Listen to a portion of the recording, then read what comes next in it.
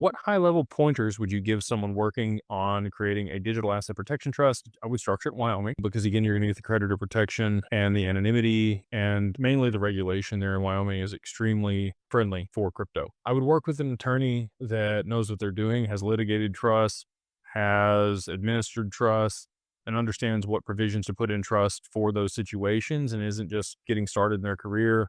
They've got a lot of tenure and understanding of what's going on. I would look at adding different clauses to your asset protection trust to make sure that it meets the criteria and how you want to manage your estate over the long term. If it's over 100 pages, it's probably too extensive and too rigid. If it's less than 30 pages, it's probably not as robust as you need. So somewhere in between those two amounts is probably going to be the sweet spot for you to capture everything that you want inside that and also give you the ability to be malleable because you want things to be flexible with it. You're going to want to pick a good distribution trustee, somebody that you trust enough to help you out. Obviously, they do have to do things to make sure that they're abiding by what they're supposed to do and not just give you your assets out of your trust anytime, especially if it is to pay off creditors. That's their job to protect you in that situation. And work with a really good attorney. I would try to make sure that you're finding the best attorneys to work with that understand digital assets and are going to set it up the right way. And, a lot of what I just mentioned there.